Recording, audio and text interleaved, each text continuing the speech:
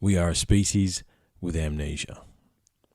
I remember the first time I heard Graham Hancock say those words, and it struck me.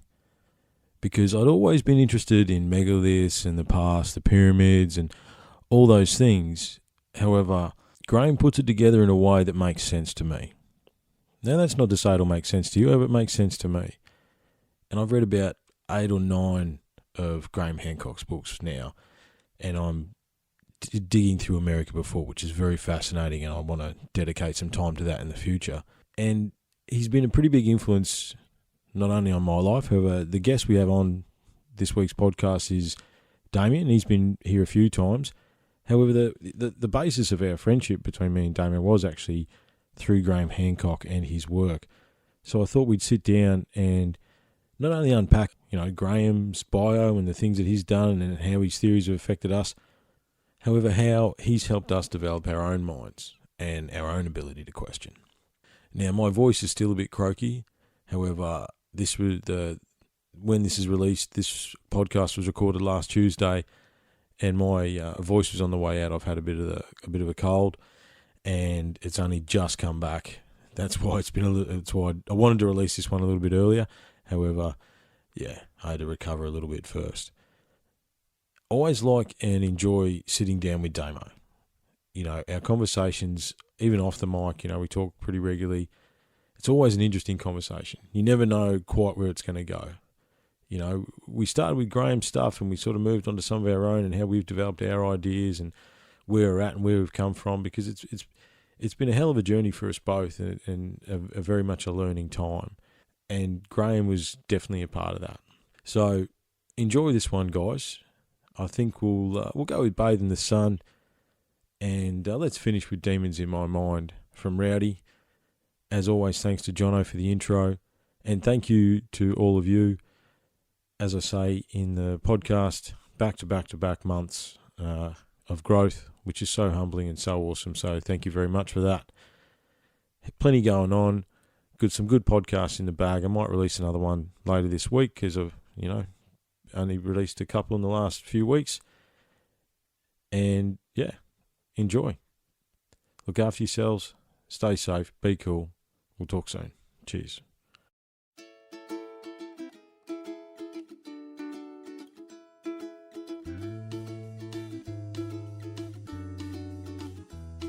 Today I sat in a field of paper daisies. The gentle breeze made the world wave to me. The day has come with a gold ring wrapped around it. I think I might just bathe in the sun. And I hope my world don't crash in over me, just like it did yesterday. I'm pretty sure the last mirror that I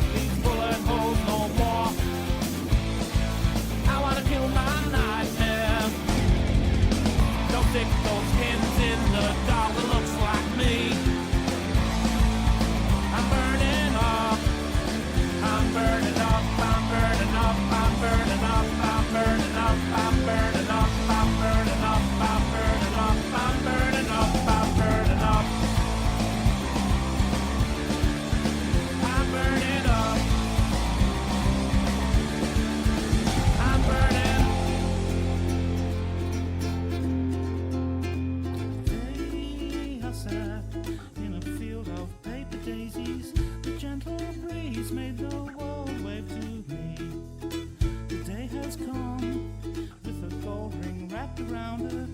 I think I might just bathe in the sun. I think I might just bathe in the sun. I think I might just bathe in the sun.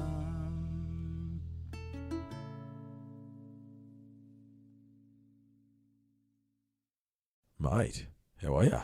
Look, I couldn't be happier being here tonight, getting to test out the new equipment. It is your first podcast on new equipment, man. Yeah. It's clean, isn't it? It's nice. It's like anything, is that, you see the evolution of where we've come from and what we're doing. Yes. And, it doesn't feel anything less than a professional setup with all the, bells and whistles that make the podcast nearly at 10,000 downloads. Nearly at 10,000 downloads, yeah. I think we're going to push a little bit of media attention towards the podcast so we can get to 10,000 before end of financial year.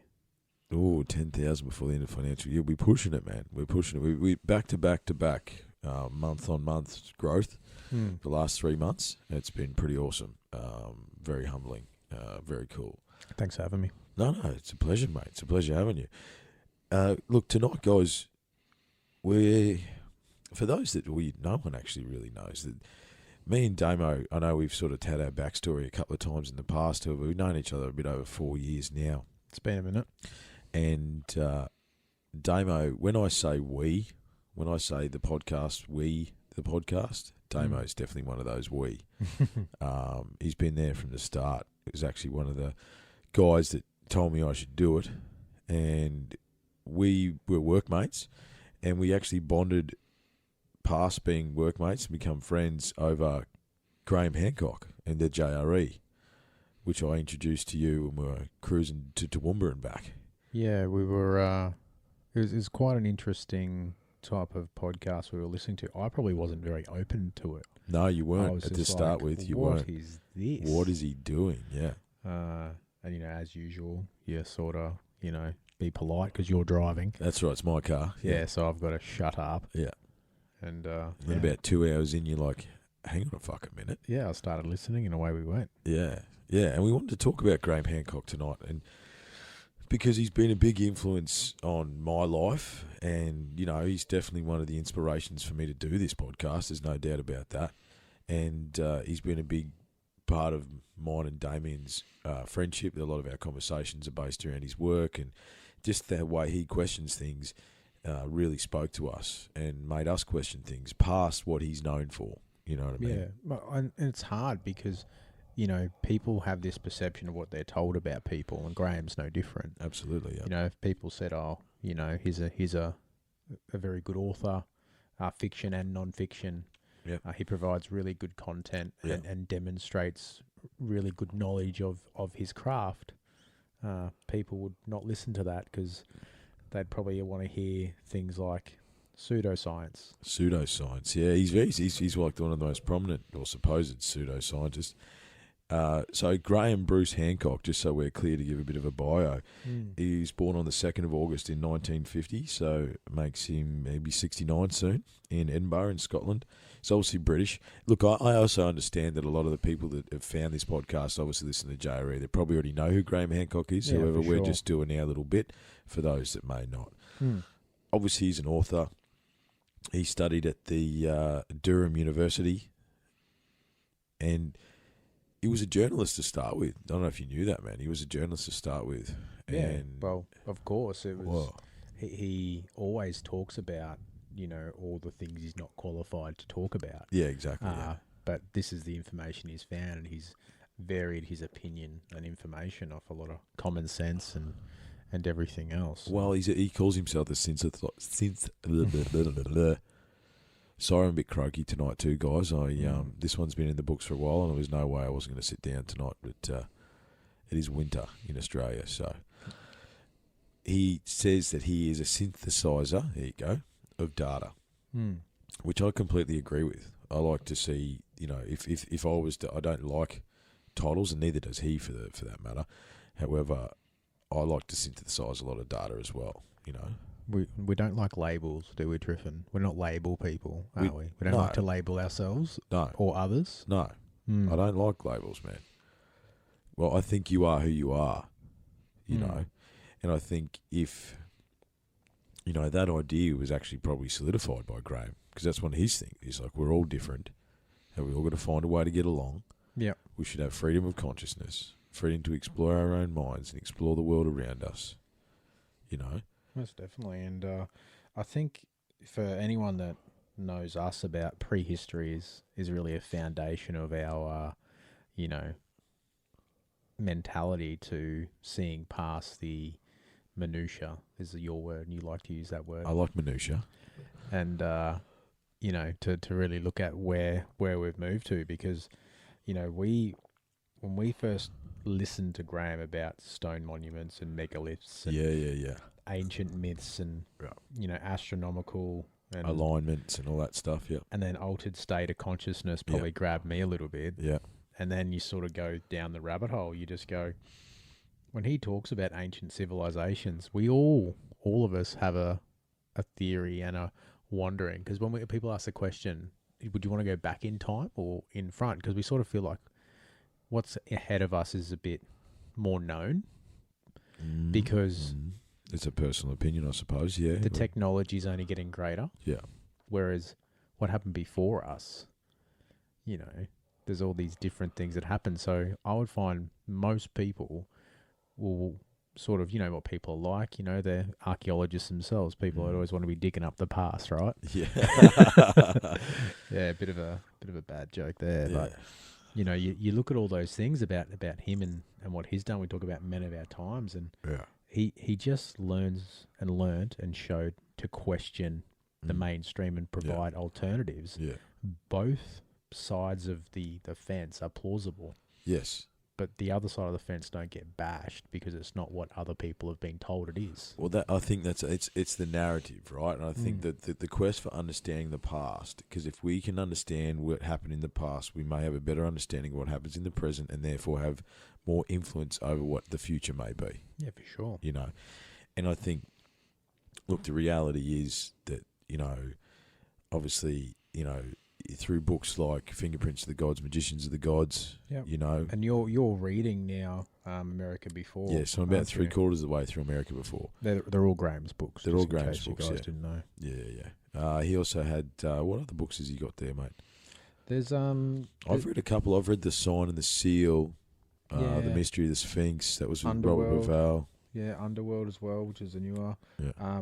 War God. Yeah, that's some of his fiction. I've read some of that. That's pretty good. I've probably read about 9 of Graham's books. Then he's got Entangled as well. So he's pumping out a book every 2 or 3 years. Yeah, whether it be fiction or non-fiction. And look, the America Before thing is so fascinating. Heaven's Mirror. Heaven's Mirror, yeah. The Message of the Sphinx. That was special. Yeah. Yeah. Well, that's the Message of the Sphinx. The Mystery of the Sphinx is the documentary that he featured in with Robert Bovell. Yeah. And John Anthony West. Rest in peace. Yeah. However, I think, and look, we're going to dig into, you know, some of his theories a bit later. However, I think what needs to be said, and I know you agree with me on this, mate, is that Graham is, the way he questions things, he is open to differing possibilities, because he's actually changed his own mind. If you read Fingerprints of the Gods to Magicians of the Gods, he didn't have a way that the advanced civilization got knocked out. He was talking about crust displacement and all these other different theories. Yeah, and he got further information. And it's funny because he admits it too, is that he'll try and find information that fits his narrative. Oh, we all live in our confirmation bias, man. And he understands how going to all these sites and, you know, not just the major sites in Egypt and things like that. He's been to Asia, he's been to South America. Look, the reality is he's Indiana fucking Jones, man. And he spent a lot of time in Mesopotamia, which we often now know as, you know,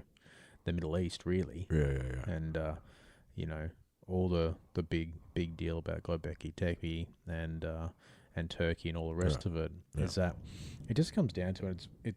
Talk about plausible, is that if we go underwater another 400 meters, like they did, Yeah. back in the day, and they'll talk about the lost city of Atlantis. There's Yeah. probably about 300 lost cities of Atlantis. That's it. Yeah, There's probably only absolutely, yeah. one mythical one that Yeah. was considered. It's like basically seeing New York going underwater, Yes. Yeah. and then all the years of it being underwater, it just gets wiped out Yeah. just by natural attrition and erosion. Well, But if we were to explain New York now, Yeah. and that went under, never to be seen above water again, yeah, that's the modern Atlantis. it would be. Yeah, it would And be it makes considered. sense because Yeah. it's on the shoreline. It's on the shoreline. Yeah. And as soon as that's gone and people talk about this mythical area, Yeah. it shouldn't surprise you that there's how many of those places around, and we keep looking for them. And every year that we keep looking, We find more stuff. and even that's at how damaged it is, all that stuff. Yeah. Yeah. I think you got to try and like there's some of the some of the stats that as far as Atlantis goes, there is now 10 million. Well, there was before the start of the Younger Dryas, Yeah, which whether it be a meteor impact or a solar flare. I know Robert Vale thinks it's a solar flare. Graham Hancock. There's growing evidence for meteor impact. Yeah. I think that is at Greenland, the Greenland site. There's 2 impact sites now that they've found, which I'm pretty sure is the one. And they're talking about the electrical currents that the power of those things have caused. Absolutely, yeah. So there's electromagnetic fields, and there's other underlying things. Oh, absolutely, that absolutely. happen too. And However, back then there was 10 million square kilometres of land above water, yeah, and now there's not. So there's literally 10 million square kilometres missing from the geological profile of the planet. Yeah. And it's all a coastline. and if you go on all the documentaries now that they talk about Pearl Harbor, and they started mapping the seabed because it was a certain distance. What are they finding there? Submarines from the wars. Yeah. All sorts of, you go to Normandy. What do they find? Yeah. Hundreds of tanks. Yeah. So as they keep doing that to all the seabeds across the world because the technology is there, no doubt they've found things that will not be available to us, and they seal certain things, but over a period of time they find it. Well, at the end of the day, ocean archaeology or something like that, marine archaeology, primarily looks for shipwrecks. They're looking for gold bullion and stuff like that. They don't focus on. Yeah, they're trying to make money. Yeah, they don't focus on the pre-archaeological Younger Dryas boundary type stuff. And you are correct there, mate. I think there was there a mythical city of Atlantis? That's something I really want to dig into at another time. However, where is the Azores Plateau, where the ice, where Randall Carlson, obviously that was the other guy we got into. We listened to Graham, then we listened to Randall. Very early on, for sure. However, he's talking about the isostatic depression, the ice being lifted off the side of the tectonic plate where the North America is, which would therefore sit the other side of the plate down, which is in the Azores Plateau, which is in Spain, which is theoretically where Atlantis was. And over 10 million square kilometres, man, there's going to be all sorts of cities. You're going to find, you know what I mean? As much as you want to find, you're going to find. Randall at the moment's in the middle of, and he spoke about in his last podcast, he's in the middle of he thinks he's trying to find that evidence. Yeah. The main ones that everyone talks about is, North America, so Canada, where we're talking about in Spain and Greenland as well, is that for something to not have an impact crater, to go into, you talk about the impacts of the ice, that deep and that extent, we actually can't understand it. Well, we don't understand it. And I think the level of the destruction, I mean, the Hiawatha crater, which is, we covered off last year, is a 31 kilometre wide crater. There seems to be a secondary crater. And if you look at the YDB boundary, that is where it would have hit. That would have been the big one. And the rest would have been peppered. We would have peppered the ice shelf it's likely, and vaporised it. Yeah, it's definitely likely that, the velocity that it hit was only a fraction of probably what it was out in the atmosphere. Yeah, about 17,500 miles per hour incoming. Yeah, you wouldn't have a clue what was happening. No, and it hits the reset button overnight.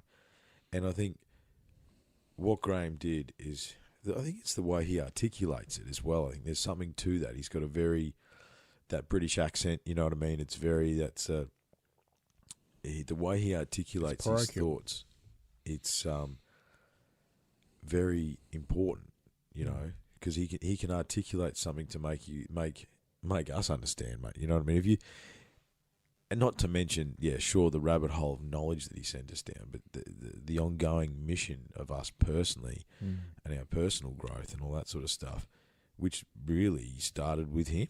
You know what I mean? And good luck, and definitely good luck fact checking someone that has made it their purpose in life, and it found him. He didn't go looking for my purpose in life is to argue the toss about all these different things that happen in prehistory and megaliths and everything else, but that purpose found him. Yeah.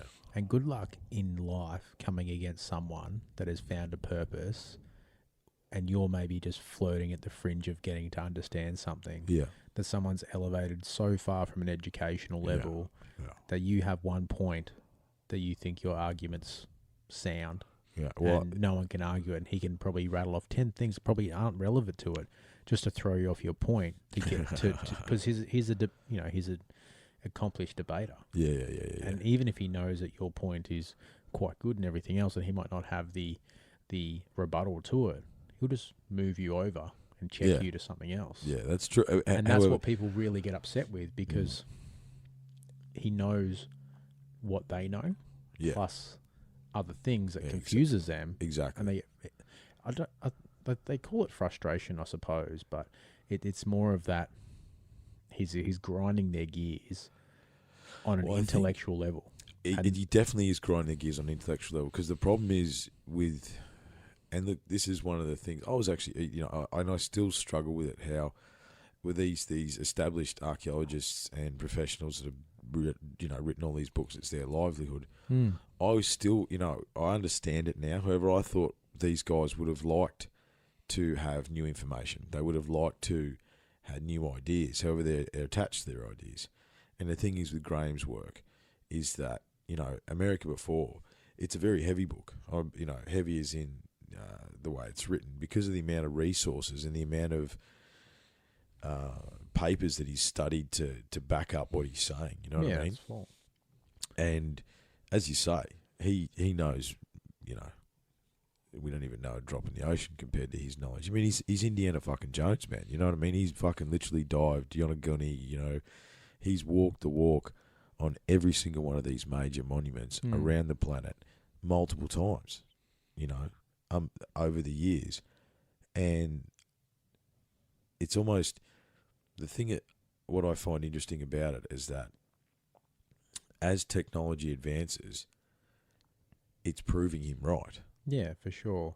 And what's really interesting is that some people are an inch wide and a mile deep when we talk about rabbit holes, but he's a mile deep on everyone else's rabbit holes. Yeah, he is, yeah. And I think people really struggle with that context of it as well. And I know he's got some speaking engagements and he's talking about a few things, and I'd love to go see him.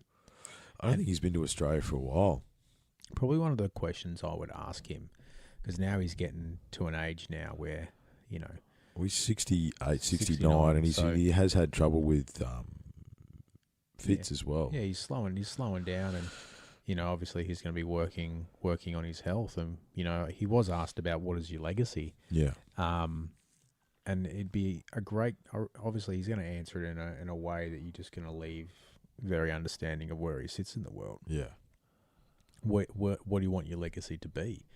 And I think and I'm not quoting him, but I remember him sort of answering this question, is that I was able to open people's minds to the possibilities. Yes.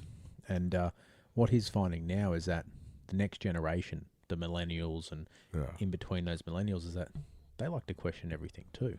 Yeah. Well, so now they've got him as a sounding board. Multi generations.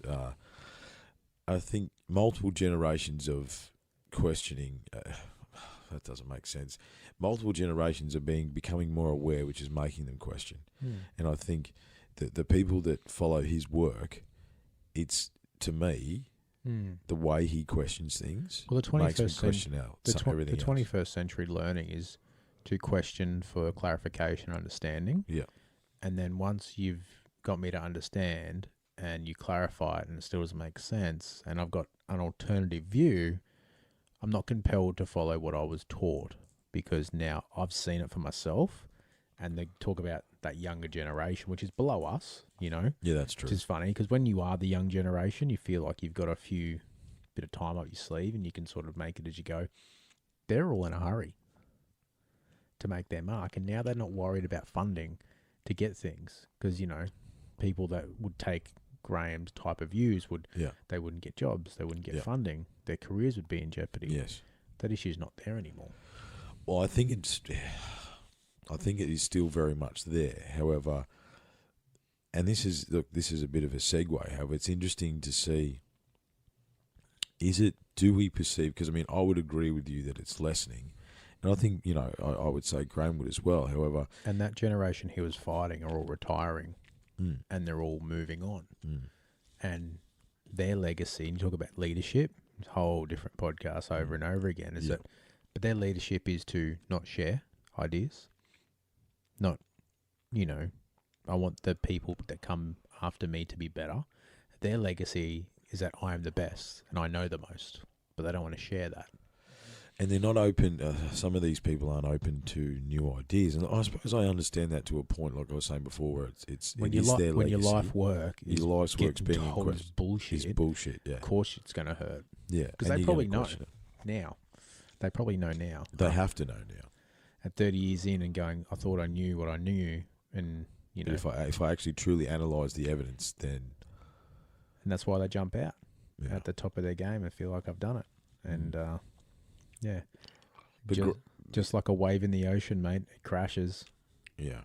And I think we will, I mean, you know, and obviously I was thinking about Graham Hancock. Obviously, Joe Rogan is the conduit for all this stuff. Let's be real. Well, and Joe, you know, a reason why Joe got them on was because he wouldn't stop watching John Anthony West's documentaries. Yeah. And Magical Egypt, yeah. He was fascinated with it, and you know, then Randall came along, and then obviously he had John Anthony on, you know, via satellite and all the rest of it, and he's gotten other people in there because he's just got that fascination with things. So because he's got a fascination with stuff, he's opened up. You know, he's the vehicle. He's the conduit, and look, and that's what he says himself. He's like, I just got to get out of my own way and let the JRE do its thing. He's like, I don't know anything. I just bring people that are interesting to me. And there's a purity in that. I mean, you know, Joe is the godfather to us all, isn't he? Really, especially at podcasting. He's he's something like 200 million downloads a month, man. Yeah, he's That's like insanity. You know what I mean? He's the thing about anyone at his level, and like he says, is that he just has an obsession with things. Yeah. And once he has an obsession, I think he's on a hunting trip at the moment. Yeah, I saw a post today, yeah. He's got an obsession with archery and hunting, and it was pool, and it's this and it's that, and Graham's no different. Is that his obsession, his purpose to find a deeper meaning to these things and open people up to the idea of things. And I think Graham looked at some of this stuff. You know, I mean, you talk about, as you say, Göbekli Tepe came along later.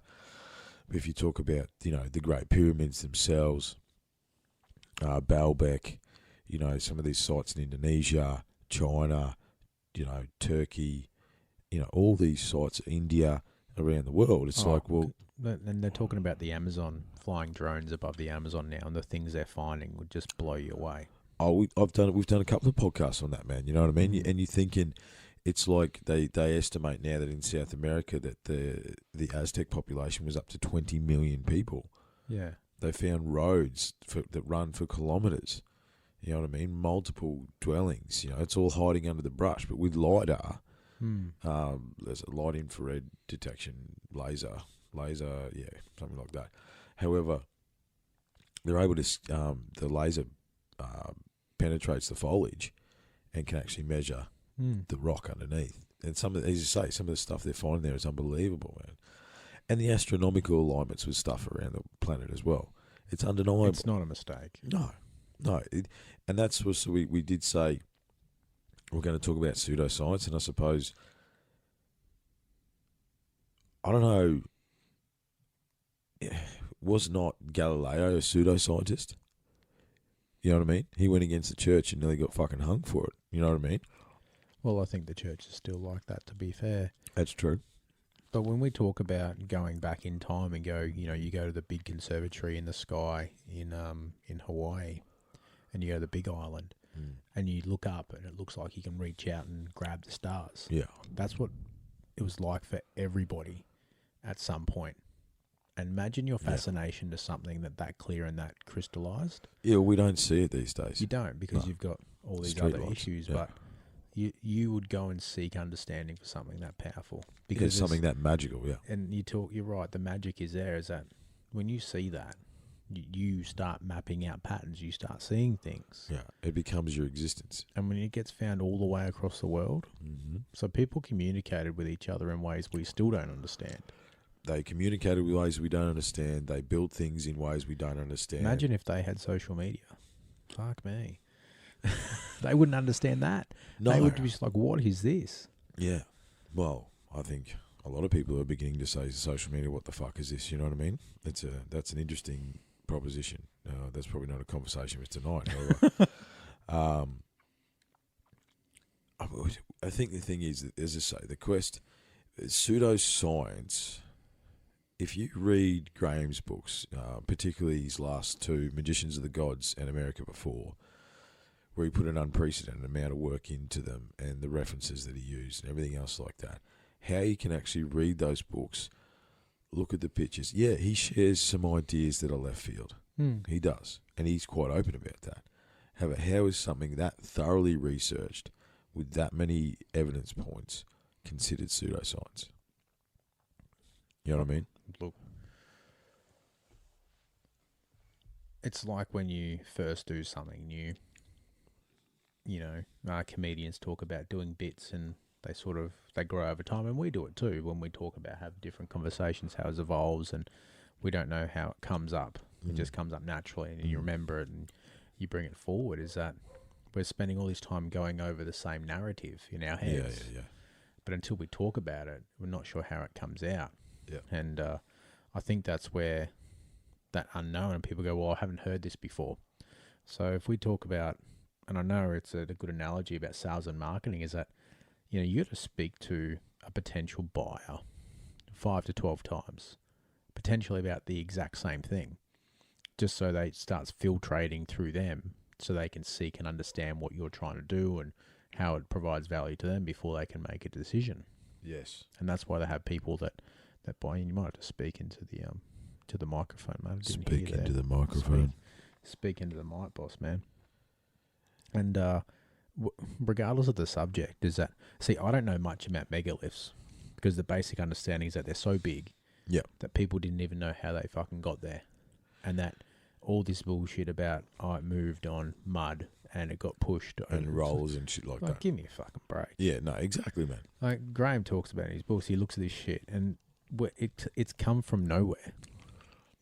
And I think the thing is that the technology and the quarries and things like that. The quarries are kilometres away, and you moved a single, like you talk about Baalbek. I think it's even the quarry at Baalbek's not that far away, but they've moved it, 400 feet and put it on top of a mountain. You know what I mean? It's an 800-ton piece of stone. You know my profession is logistics, mate. Yeah. You can't fucking do that. We can't do it now. Well, if we could, we'd have to probably build a specific piece of equipment just to do it. Just to move one of them.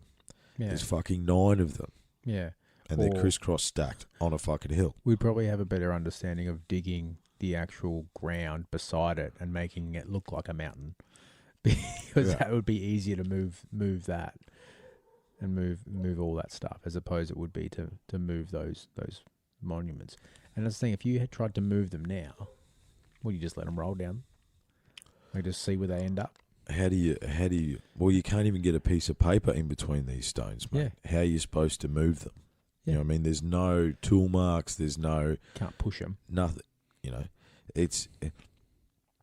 The mind bends, you know what I mean? And I think what Graham did for me is... Because obviously I was always interested in the pyramids and all that sort of stuff growing up. And what he did is he clarified a position, okay? However, me being me, that position wasn't the only one I looked into. You know what I mean? Oh, I understand. You know, the fact that he still asks so many questions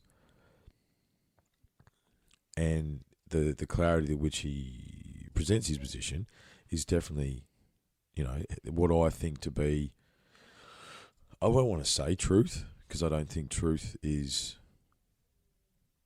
true. You know what I mean? He provides a better understanding and clarity around the how, the application. Yeah. That makes people go, that is possible. Because the people that gave an explanation prior to was just like, really? It smells. Sometimes the answer of I don't know is like, I don't know is still the right answer sometimes. It is, man. I think the thing is, what is it? Be careful of those who say they know the truth, follow those who say they seek it. Yeah, for sure.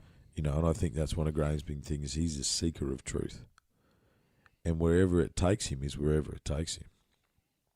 Have it to pretend that there wasn't an ancient... I think, in my mind, especially reading America before, like America has got so much influence over the story that we don't even understand, but because it was the one that was actually wiped out, you know, a 400-foot tidal wave and the continent was on fire at the same time. Yeah. Like, try and fathom that. There was literally 400-foot tidal waves careening down what we now know as North America. Yeah. At the same time that there was a wildfire that was the whole fucking width of the continent. Yeah, and who knows how long that burned for. Who knows, man? Who knows, you know? And then, not to mention the global destruction. And I think the curiosity is, like you say with the megaliths, you don't know much about the megaliths. It's the question of who did that. You know what I mean? And how did they do that? And they just give credit to the people that are most prominent in the area in the agreed upon time frame. It was the Romans for Baalbek, for instance. Yeah. Really? Yeah. Where are they in the history? Why did they travel in the middle of the desert and build it? Because why would they do that? The Romans. Why would they do that so far away from home and not do that at home? Exactly. So they became experts on the way. Yeah. Come on. Yeah. You know what I mean? Like this is we would be considered pseudoscientists just by theorizing that. Absolutely. Now, did the Romans build I think from memory, the Temple of Wine on the site of Baalbek? Yes, they did. But why did they go out of their way? Yeah. Into the fucking desert to build on top of something? Because it was probably already there. It was already there, and they were honouring whatever was already there. You know, I think that we are a species with amnesia, and we've forgotten more that we don't even than we can even understand. And that's the other thing too, is that all these sites got abandoned at some point. That's true. What's that about? Like that's one thing we talk about. What do they all have in common? Yeah, there's no one there anymore. And where they all are, where people talk about building, for like, well, if we're going to start, I've got a family or I've got a tribe, we need to be close to a water source. Where's a good site for that? And you start urban sprawl and sprawling out. Most of these sites aren't considered that, are they? It's like you have to go somewhere to do those things. So the belief of they were religious sites or ceremonial sites or ritualistic sites that we talk about, I buy into that. Yeah, I think so too. Well, I mean, obviously, the Great Pyramid is the geographical centre of the Earth, which is, the chances of them actually fluking that is like 1 in 3 billion or something fucking ridiculous thing.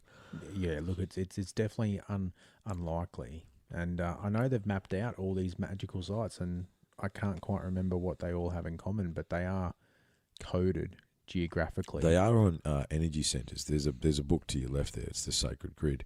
That actually talks about that, and a lot of these... Triffin's pointing just in case you guys can't see that. Yeah. Well, the video's coming. There's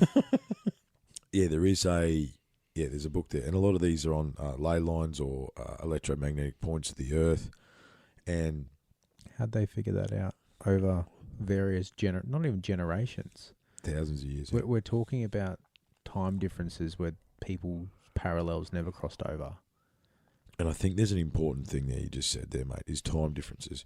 I think because we're obviously living in a window of our time, you know, we're both in our mid-30s. You know, we're what, you know, probably halfway, bit under halfway done. Yeah, I'd say so. You know, we can't truly grasp time. Like you say, these sites are a bit out of the way. Some of them are definitely. However, you know, you look at the pyramids, for instance, they're pretty sure that the Nile used to run right up against the pyramids. You know what I mean? Yeah, there was a time where they were the epicenter of a place. Exactly. We don't understand time. And I think the big thing about Graham's work and in turn Randall's work is these guys are literally trying to describe a cataclysm that we can't wrap our heads around. And doing it in the absence of concrete information that people expect them to find from 12,800 years ago at its baseline. Obviously, you know, we talk about 14,700 years as well. So there's a nearly 2,000 year hiatus of civilization, and we talk about the isotopes and everything else. Is that there's your microspheres? There is some physical, but there's no. People want. Oh, I need the evidence to where's prove these things happened. Well, what about the big fucking stones, mate? You know, that we can't date stone. That's the problem. However, you date the base of Göbekli Tepe, and it was buried on purpose, and during that window. And that's the thing, is that the reason why they, you know, all that got dated in a way is because it got buried and it got preserved, and they found it. So carbon dating is, you know, it's measuring the soil, the carbon content of the soil. Right? Yeah, and you actually need something there that you can test and you can find. So I think if we but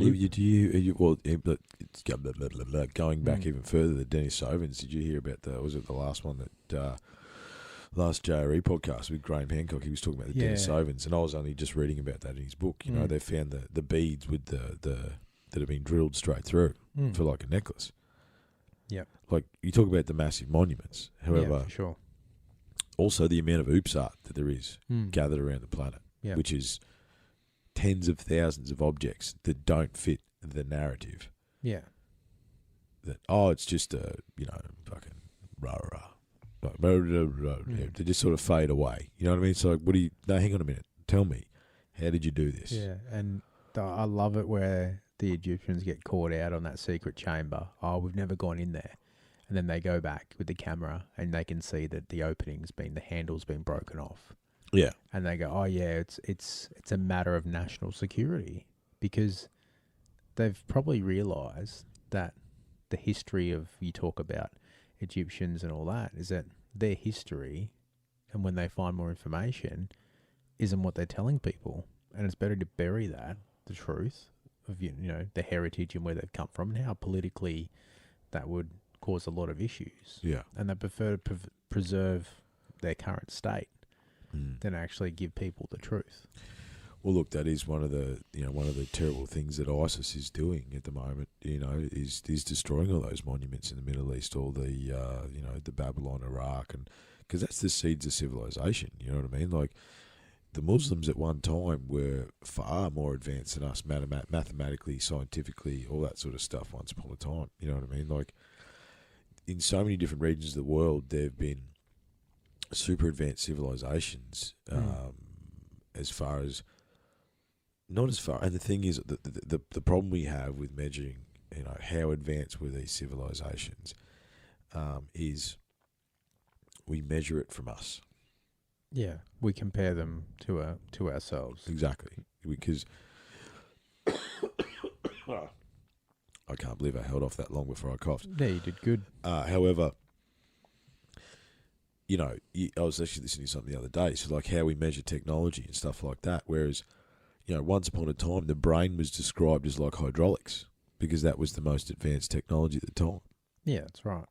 Now we know different. It's all grey, squishy stuff and all that sort of stuff. However, how we described how the function of the memory and all that works was actually described as hydraulics, because that was the function of the time. When we try and measure how advanced these civilizations were, they move big rocks. There's symbolism that exists all over the planet across tens of thousands, if not hundreds of thousands of years. What did it take to do that? We don't actually know. You know what I mean? Yeah, and that's what I like about education now. And we talk about it. We talk about people's mental capacity to understand. Yes. So what Graham's done, and I think we can sort of interlude into, where his thought process has taken us to question what we know of ourselves. Yes. And to move us forward in our, and no one's any different at any level of society, is that we have what we've got, we challenge what we know. Yeah. And we do it to help improve, to find our purpose. Yes. If we've got our purpose, to, try and elevate that. We're always talking about spending time with family, raising children, or passion projects. If you're further back, finding that person. No, probably just give it a miss and just find your purpose and let all that find you, because people get taught now to go seek these things. Yes. Live your best life. Yes. I do like that. Instagram. We need to live the Instagram life now. Yeah. I suppose, look, I know, as I say, the way Graham questions everything made me question everything. Freedom of consciousness, freedom of speech, freedom of all those sorts of things. However, just to segue a little bit,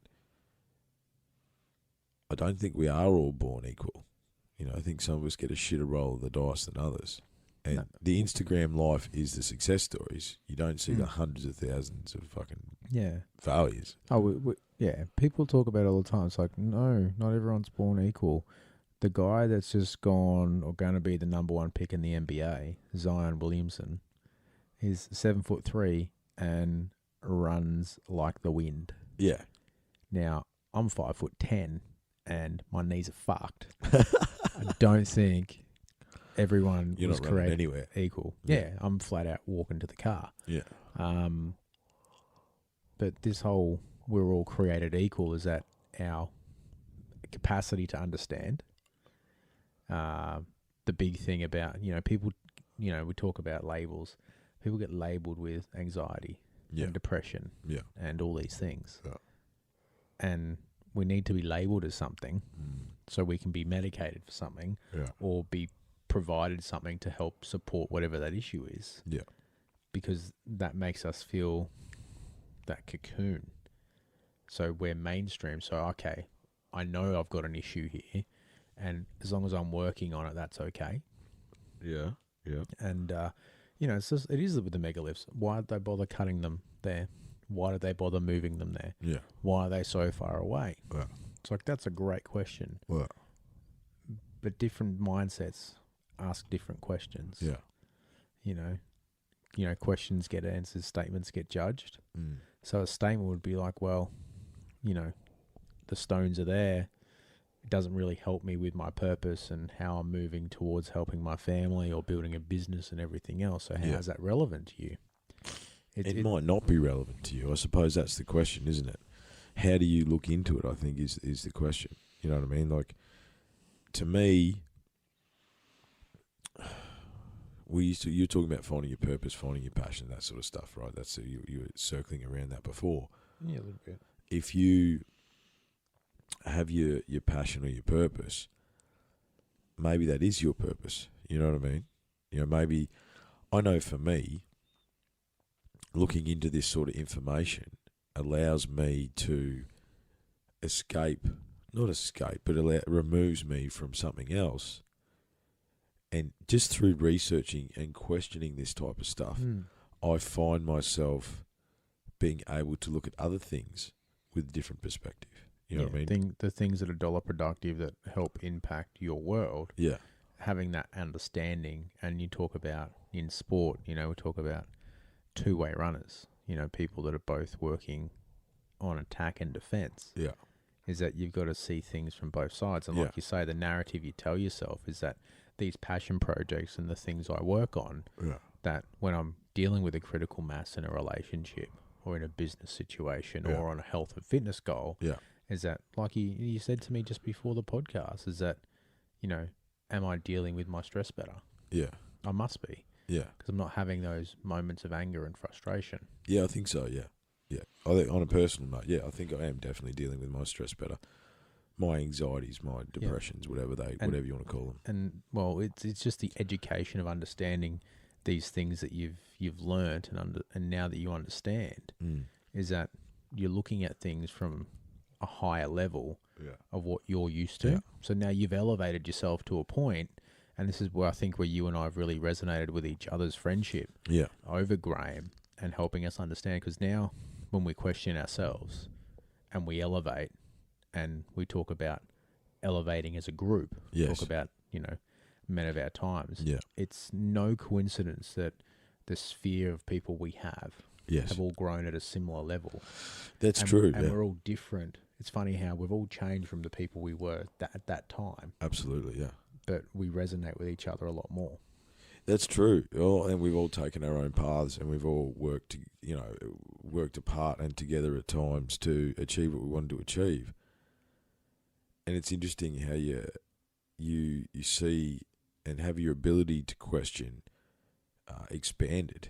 And I think that's what Graham does to people. You know what I mean? He makes people open their minds, whether you want to or not. I mean, you said at the start of this podcast, when I first put Graham Hancock on, you were like, what the fuck is this? You know what I mean? Yeah.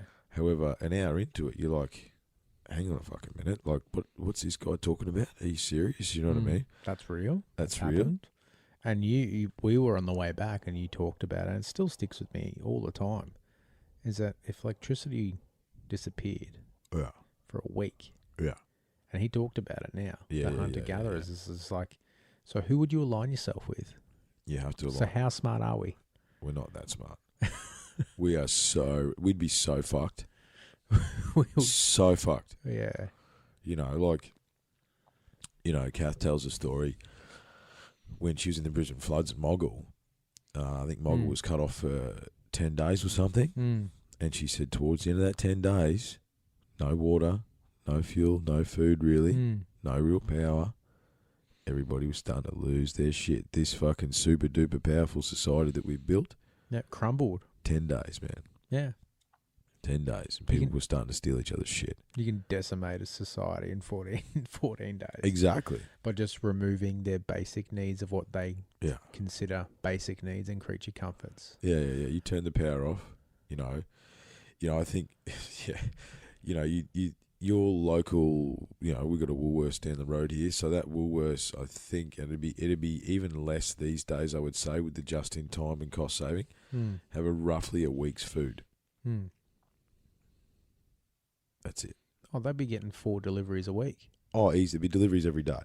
Yeah. That would be, that's dry goods included. Yeah. However, your meat deliveries and stuff would not be. Hmm. What are we going to do? Hmm. I can theoretically know how to kill something. Don't know how to catch it. You know what I Yeah. mean? Like, what the fuck are we going to do? Where do I find it? Yeah, look, I know there's deer and snake and rabbit and stuff around here. I see them around, but, we're fucked. Yeah. We're fucked. If something happened to us now, and it's quite interesting if you talk about the story goes, right? And this is Graham says the story goes that, before the last big cataclysm, the society that existed in the world was getting too big for its boots. It had abused its power. It had not lived up to its expectation, and the reset button needed to be hit. Who does that remind you of? Donald Trump's now president of America. And he's really actually helping the economy. And it's amazing how someone who is not considered mainstream or atypical to being in that position is actually assisting in a lot of different ways, because the way they view the issues and how they deal with them are different to what other people have been taught that is okay. That's true. And look, there is a percentage of people that do think Trump's doing a good job. I think that however, and look, I'm not there, and my initial reaction when Donald Trump became president of the United States is we are actually living in the Matrix. Oh, for sure. Because the Simpsons, we talk about it all the time. Like the Simpsons got it right. They predict the future. If you want to know what the future's going to be, just watch the Simpsons. Watch the fucking Simpsons, man. It's actually getting to a creepy level There's where there's like 13 different events now. I think. They've predicted. Yeah. It's the trick, man. That's maybe watching the Simpsons is how you get out of the Matrix. Writers, man, they rule the world. Yeah. Future authors. Yeah. Narrative. They're providing us the narrative. The subconscious, Yeah. neurolinguistic programming. That's a thing. It is definitely a thing. We've spewed off topic. Why are we talking about the Simpsons and Donald Trump? No, because we were talking about how people will attack issues and how Graham Hancock helped us going through our progressions of life and how we work towards things. Yes. And about how, when his purpose is in saying what's your legacy is that I helped open up people's minds. Yeah. Well, from those iterations and what that's helped us with, Yeah. he's helped us in our day-to-day. Absolutely. And, as in our day-to-day, and in no small part, we're sitting in the refinery because of the ability to make how he made me question things. Yeah. And, unlocking the code, that's all we're trying to do. We're trying to open people's minds. We're trying to give them a different perspective. Yeah, for sure. And I think unlocking the code for us 4 years ago is how do we get started? Yeah. And then it was like, well, how do we get good? Yeah. And how do we get great? Yeah. And I suppose we're in that iteration where we're trying to get good now. Yeah. Because yeah. for me, how do we get great? Because everything's about implementation now. It is, yeah. The sexy word in business, you got all your business mentors, your consultants, and all your experts on doing all these things. It's all about how do we implement? Yes, implementation. So how do we actually do what we say we're going to do? Well, I think, how do you do that? You just fucking, to borrow the oldest bloody sporting slogan in the book, you just do it. We're listening to Kerwin Ray before we turn the mics on. Yeah. He's like, just go. You know what I mean? Just do something. Try and do something. And, a shit plan's better than no fucking plan. You know what I mean? And if you see it every day and you follow it, it'll improve and you'll adjust. Yeah. Because you'll see the faults in it. And that's the, not that I'm getting nostalgic because I never do that sort of stuff, but I look at the way people question things. And what I really loved about what we listened to was that the example of it's just love. You're just going to know when you find it. Yeah. And we're looking for a tangible action. Yes. On a result that's not tangible. And we spend a yes. lot of time trying to work out how do we get to that point. Well. And what's the task? Because everyone wants to get given, these are the 5 things you do today and life will be okay. People are looking for certainty. It's not going to fucking happen, man. The people are looking for instant gratification because of Facebook and Twitterverse and Insta fucking Google or whatever. However, it's not about the destination. It's not about the destination because the destination never fucking ends, man. You know what I mean? Like, it never ends. It's about the journey.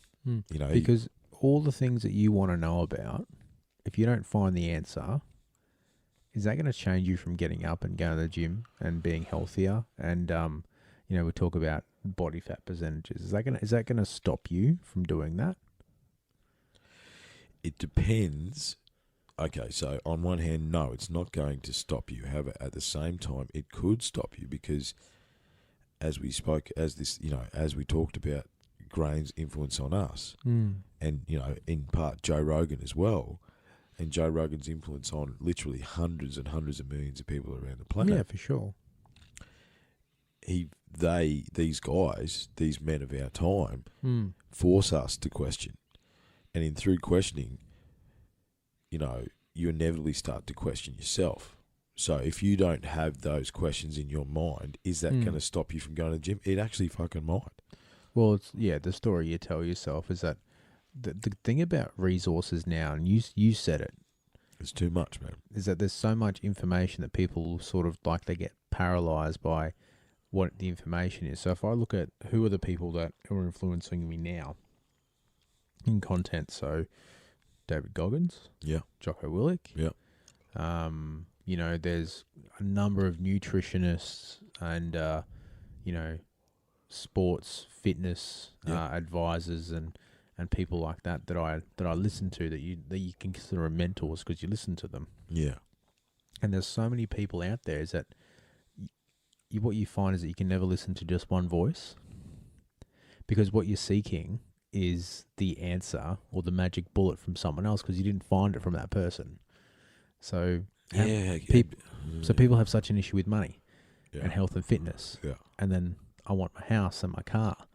So I want to look good. I want all these things. Yeah, but the things aren't the answer. We already had this discussion. You know what I mean? Like that's the voids. So the voids keep coming up, but we keep seeking and trying to find someone else to help us find the way to fill the void again. Yeah, but the answer is it's you. It's you. You're the only one that can fill your void. Yeah. You know what I mean? That's it. That can be, and it's funny how it's funny how Graham, from talking about megaliths, which is really is it a hobby? Is it? How would you identify his passion for megaliths and that ancient society and all those things? How would you define his life's work in that way? He's just questing. You know what I mean? If you read, as I say, I've probably read about 9 of Graham's books now, and he's just questing. He's seeing the world from a different perspective. And what void's he trying to fill? Like he's trying to answer a question about the past. But what that's the thing, is that what is making him that passion project so much that he just keeps looking for to fill the void because he can't find the answers. But I think, in a way, how if you think about how he's done it, he hasn't stopped since the 80s, and his constant quest for information using technology. Yeah, he finds just enough information to keep going. Keeps finding the answer. Well, not the answer, but evidence. More evidence to support a theory, to help an understanding and a knowledge. Okay, so what about this then? So you take Graham Hancock out of the picture, man. Who's leading the charge? An entire... sorry, guys. An entire side of the alternative archaeological argument is gone. Yeah. Because it's just we basically keep going with what we've been told. Yeah. And with new information is that the narrative gets fed that, the reason why this happened is because they can find the evidence that supports what is still available to them. Yeah, yeah. And I think, how would I classify? That'd be a really interesting question to ask him, and I would not. You wouldn't ask it? I would definitely ask it. I'll ask the legacy question. You ask that. Yeah. And we can be like the Simpsons and say we predicted the future. Because I think, how do you define anyone's life's work? I think as we are getting older, and we're trying to find that thing that gives us our purpose, you know. At this point in time, you're currently participating in the thing that gives myself personally purpose. And what this will morph and grow into, who fucking knows? Yeah, that's right. However, as long as you're content within yourself, does it really fucking matter what reason you did it for? Yeah. I think there's so many different answers to that question. There is, isn't it? And I don't want to go down the other side of that mountain in Baalbek, especially. But look, I suppose let's back out of that to answer your question. We did that well. Yeah. To answer your question,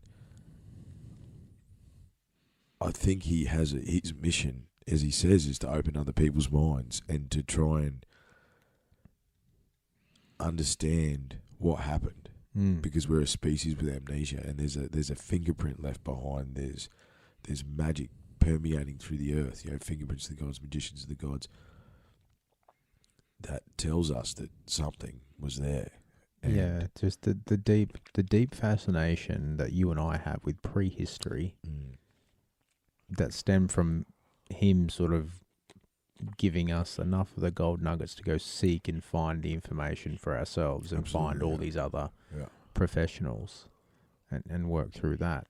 It makes you question, is that, so now that 80 million ton rock in the middle of nowhere has significance, because the question of, I cannot fathom how that got there, becomes far more interesting than I've got a 4 o'clock appointment and I don't want to deal with person X, Y, and Z today.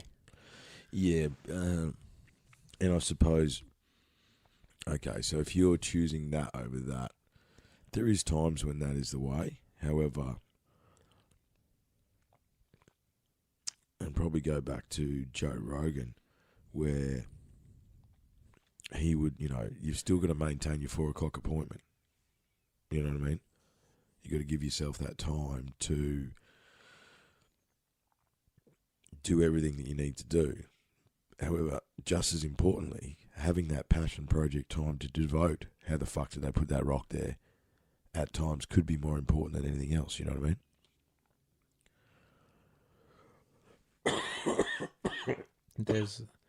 There's really no one way to answer so many questions now, where there was a time where I remember when I was a kid and the guy that had the encyclopedias knocked up the salesman. Yeah. Knocked on the door trying to sell, this is the only source of information you have.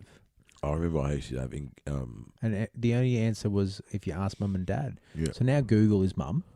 Yeah. And I stole it off Gary V. I saw that today. And like Gary V. Yeah. And he's here in Brisbane, $39 in August.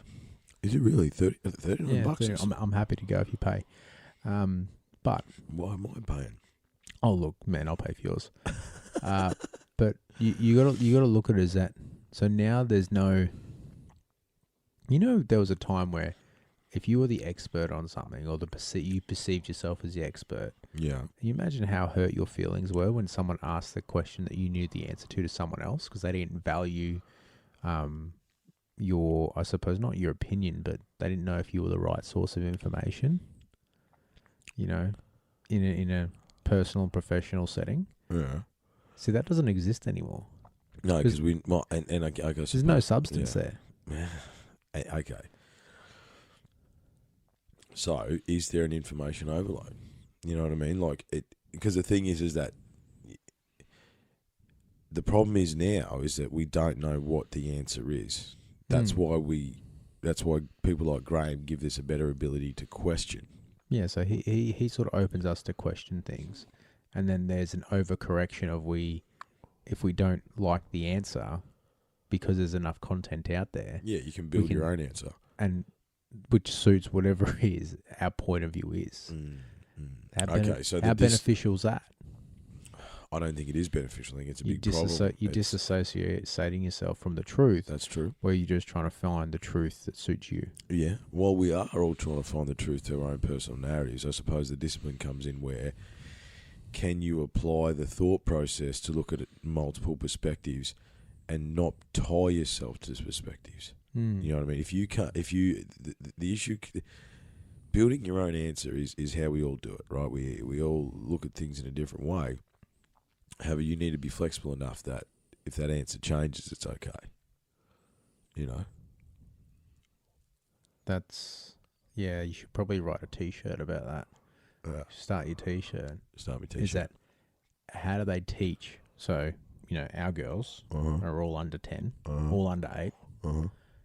So how do we educate them? Is that when the answer's not what they want, i.e. you're not getting ice cream tonight. Yeah.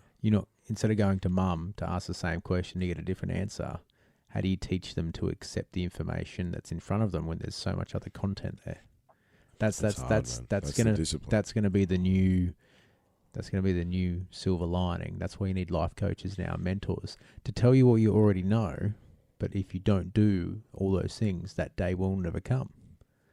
You don't need a life coach to tell you that. No, you don't. But there's so many programs and people are making millions of dollars now. Yeah. Turning up. And we went to Success Resources. We did. And every time someone pitched, how many people flogged off their products and went left, right and back? Not say their products were shit, No. but they provided the answer to the person sitting down. Exactly. To that suited their specific narrative. person. When we went to that Success Resources thing, man, and we sat back and watched them all buy all the programs and understanding how much they all cost because we sat through it. I couldn't believe how much money went through that building that day. You know. We've got it wrong, don't we? But what kind of person does it take to do that as well? You know what I mean? Like, Well, obviously that money is helping to serve their purpose, right? absolutely, yeah. There's something about having guilty pleasure in things. It's like we know that cheeseburger at 3:00 in the morning. Oh, that's a bad idea. Sober or not, or that extra drink. Not's better. So do you think, even though we are a society with amnesia, like Graham says, Yeah. is that the issues that people had, whether it's now or 50 years from now or 50 years before, Yeah.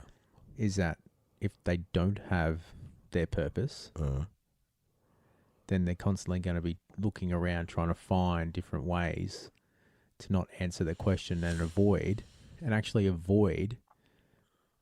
finding something greater than them. Because we're social creatures, right? So if we're around people and we're fed and our basic needs are being met. Yeah. So I would call that barely functioning and existing. Yeah. Well, So we're getting taught to exist now. Exactly. In modern society, we've been taught to exist, to be part of the machine, not to live. No. And I think that, and look, this is a question, a larger question. I would say just due to the pure popularity of the Joe Rogan experience that there's a growing movement of people trying to question these things. You know what I mean? There's that 200 million plus a month, whatever crazy bullshit numbers he's got. However, we're questioning how to live now. And it's guys like Graham and guys like Randall and Gary V and these, Kerwin Ray's an Aussie bloke, Joe Rogan, all these people that we now have information or access information from that are helping us question. However, I think, you're not just going to your purpose isn't going to magically appear to you if you're not you can't sit back with a bucket of KFC on a lazy boy and go, I want to find my purpose. Yeah. So we all wanted to be the guy that had girls constantly, we'll call it interacting with us. Yeah. Now it's sliding into our DMs.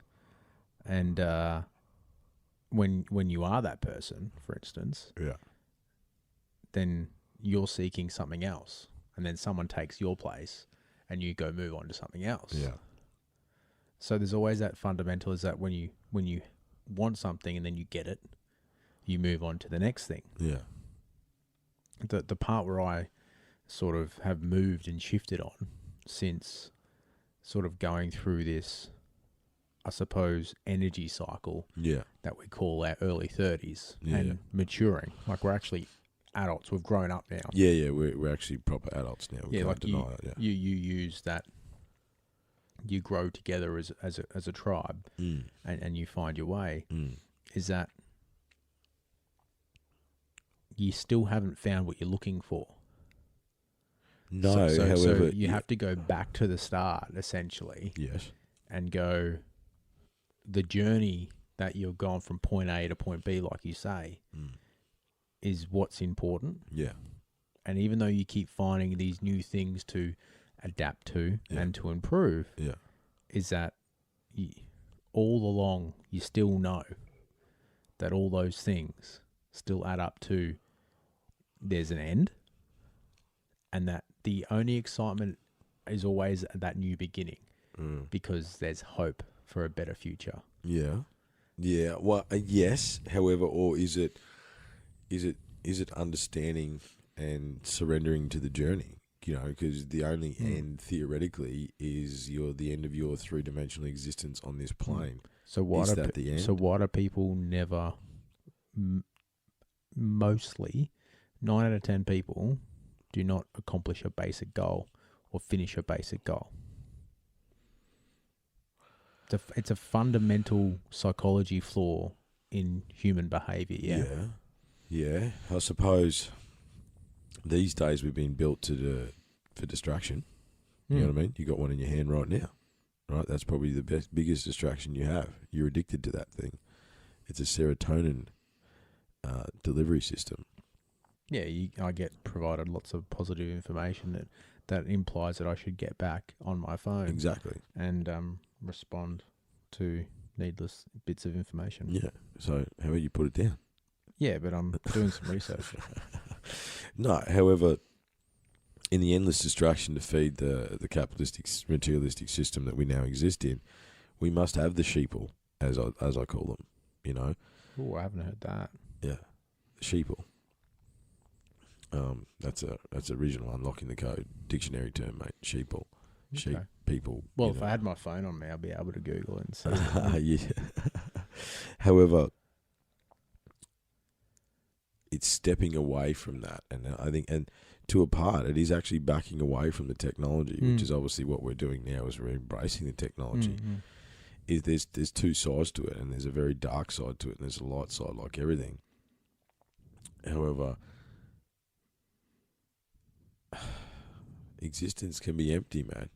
Yeah, for sure. So, and that's sad. However, when you're given those opportunities to wake up, you know, so there's I can't remember which one it is. It's one of the Asian ones where it's like you get 3 chances in your life to do something, you know. Yeah. And if you ignore those 3 chances, then yeah, sure, you exist. You know what I mean? You know, I just got reminded of you know, Achilles. You know, the kid wakes him up and says, "I wouldn't fight that man. He's the biggest man I've ever seen." And Achilles turns around and goes, "That's why no one will remember your name." Yeah. You know, you got to be willing to do that thing that other people won't do, whatever that is. Yeah, which is completing tasks. Yeah, following through. Yeah. So so now we reach that point in the conversation where we get to ask ourselves and each other and demonstrate how we're going to move forward from that. What are your 3 things for the rest of the year that you're going to do that demonstrate that you've grown as a person and that you as an individual, you talk about within, how's that going to give you individual fulfillment to push forward to the next 3 things? Loaded question. Very loaded question. And obviously, as you spoke about before, is that we do these things as a point because we try and test your consciousness and where your state is. Yeah, I think physically for myself is the next big push. I've, you know, maintained a weight of 83, 84 kilos for over a year, which is really, really good for me. However, I want my love handles gone before I turn 40, so I'm looking for the next big push. Yeah, it's a body fat percentage. Physically. It's a body composition change, yeah. Yeah, I'm looking for the next big push physically. I may have the answer for you. No, we could talk about that offline. However, continue the journey with this. Yeah. You know, it seems to be, yeah, it's morphing and growing. And yeah, so the 10,000 downloads is probably the result, really. Yeah. Look, I'm looking at, and look, 10,000 is obviously the next big milestone. However, it is just a number. I think I want to expand my reach with this, approach some other different people, you know, larger personalities or with more exposure to try and grow the platform. You need some unlocking the code ambassadors. Yeah. Look, and that's part of the plan, you know, to continue to morph and grow this. And I think number 3 would be just continuing the journey, man. I think for me at the moment, I'm really embracing the journey. I can see that everything is the flow state of how things are evolving, and continuing to work on myself and continuing to work on my past traumas and my past bad experiences, so I don't carry that shit forward. You know, I give it to my, you know, my kids, and you know what I mean. I think to me that'd be the 3 things. Yeah, and look, it's a great thing. So, what about you? What's your 3 things? Oh, look, 1, 2, 3. Only 3? Give us 10, mate. Give us 10. Yeah. Oh, look, I think the it's funny is that I can instantly go to the 3 tangible things that I know I'm going to get done that demonstrate I've accomplished these things. Yeah. I'm probably going to step away from those because they're things that are just sort of to be done. Yeah. So obviously finishing the book is big because yes. it's Actually, I need to finish my book too. yeah. It's the result of it is the unknown, but the completion of it is the definition of achievement. Yes, that's true. You know, that's very big for me. I think probably the other big one is that my youngest starts school next year. Yeah. So I'll have both kids in school. Yeah. So I suppose for me is, while the environment there is good, where I am is that there'll be a move. Yeah. A transaction, a real estate transaction. Not sure how to do those yet, but I'll work it out. Yeah. That's future Damo's problem. Future Damo's problem. Haha. And, you know, as that part of the question too is that have the girls, remember when you were in school? Yeah. I remember when I was in grade 1. Yeah. And they're going to be in grade 1 and grade 3. Yeah. But you still look at them like they're just kids. Yeah.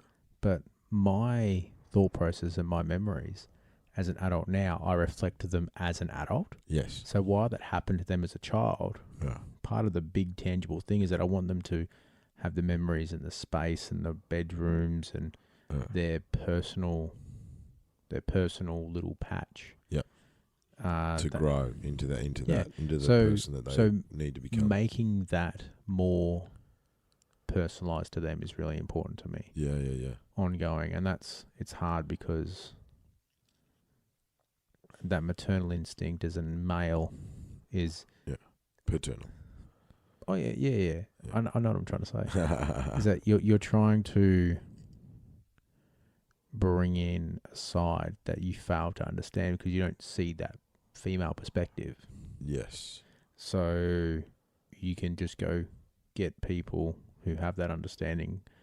They don't need to tell you the ins and outs of it. They just, you know, work that through with you. So that's really important for me. And look, obviously the ongoing health goals that we talk about is that I'm at a point now where my next challenge ends this week. Yeah.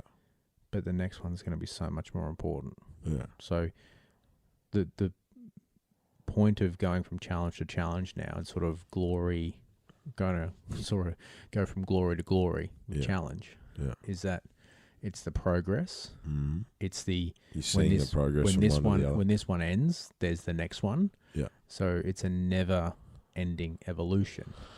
Well, I think you've just hit the nail on the head, mate, with all these things, you know what I mean? Like you're talking about, you know, and look, creating the space for your kids is important, definitely. I mean, that's the, you know, that's what me and Kath are doing here with our girls in this place, you know what I mean? Yeah. We're creating that environment, and that is an essential part of the journey that is ongoing, that is very important. However, it is a never-ending process. These physical goals are also a never-ending process. You know what I mean? Like, you know, I've broken a lot of my PBs on the rail trail on my push bike recently. If you had told me 12 months ago that I'd be doing the times that I am now, that was a fucking pipe dream. Yeah, of course. However, now it's not. You know what I mean? So as long as you stay the course, but I suppose at what point do you? And I think that's where I'm at, is I'm looking for the next thing, because, you know, not that I'm stale with what I've been doing. I'm happy with the progress and what I've been doing to maintain and work-life balance, and as everything has come into play. However, you need to keep challenging yourself, because it's where you challenge yourself, like you say, so go challenge to challenge to challenge. That's where you learn. You know what I mean? I think that's the big part of where you learn. So what's your third thing? So you got I've got the book, the kids, and the physical. Yeah, and I think the training is the biggest benefit is probably a financial benefit, because the more mental clarity I have, and the more, I suppose, energy I have to do the tasks that are dollar productive, that help me not just earn more but become better. that fitness and that health is a big financial motivator. Well, it can be, definitely. I think you've got more clarity on what will assist you. Because you've already beaten 95% of the population by just getting out of bed and training. That's true. Absolutely. Absolutely. Yeah. Well, mate, and I think, to tie it all back in, that a conversation about a podcast about megaliths really spun us down this path, And that's the beauty of what we've just really discussed, is that what starts the fire and what it becomes. Yeah, are two different things. And then as opposed to how it ends. Yeah. And what happens in that period is what Graham has brought us together as a bond. Absolutely. And thanks to Graham, and, all the best to him. Hopefully he gets better, mate. I think we're probably done, dude. I think we've had enough for this evening. I'm looking forward to the after the after podcast question. Do people know about that? What's that? The after podcast questions. Mm. Do they know your sort of inadvertent question without notice? Oh, the snippet. Yeah. Yeah. There's been a few snippets, but they're aware that the snippet is impromptu. And yes, that it is impromptu. The guest is not allowed to know the. Yeah. Yeah, cool. Yeah. No, there's been we've probably done 4 or 5 of them now. Yeah. Where I just present an article. I like it. Yeah. No, it'll be good fun, man. It'll be good fun. Well, look, man, thanks for coming out. Appreciate it, man. Thanks, everyone. And look, that was obviously a lot about Graham, a lot about our own personal journey that sort of started with Graham. And I think it was and if you haven't checked out Graham Hancock's work, do yourself a favour. You know what I mean? JRE, there's like 6 podcasts there you can listen to.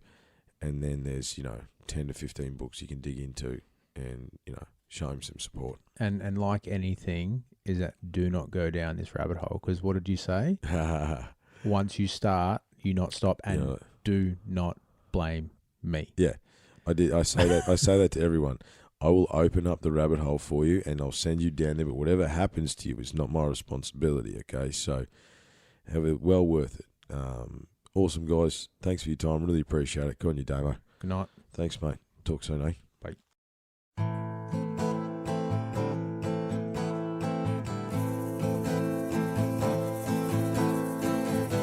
Have I burned out? Have I blackened the ground? Will I fight back, find my strength again? Days have been gold, tomorrow losing their shine. Will I give up? I doubt it. I never turn to bottle to wash away the demons in my mind. I stood up and knocked them down. Though I had a struggle till I seen the colored eyes of the kind. Now they have built me up. I've always had the answer. I'm not one to self-destruct. There's too many smiles that I love. And when my world comes crashing down, I get right back up. I take the brunt, I walk out of the road. Have I burned out?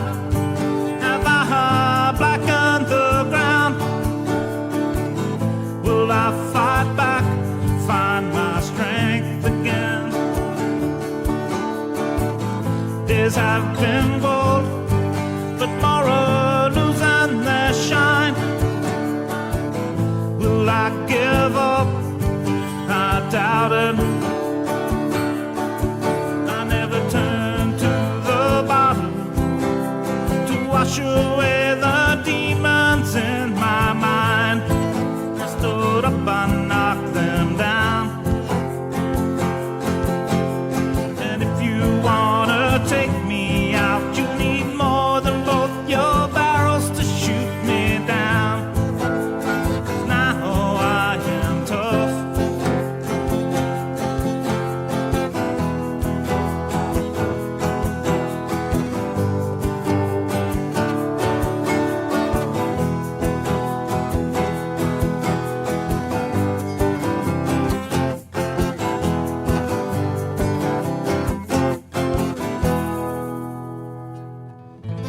Have I burned out?